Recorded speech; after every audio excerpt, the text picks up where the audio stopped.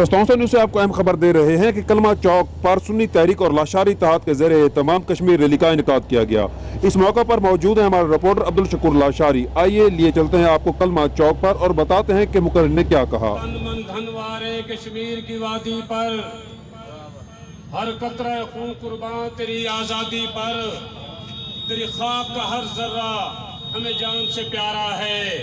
ایک چاند ہے پاکستان، تو اس کا ستارہ ہے۔ کشمیر ہمارا ہے، کشمیر ہمارا ہے۔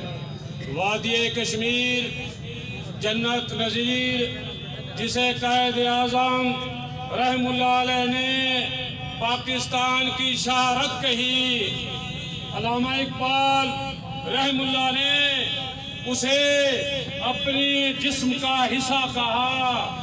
آج وادی کشمیر لہو لہان ہے۔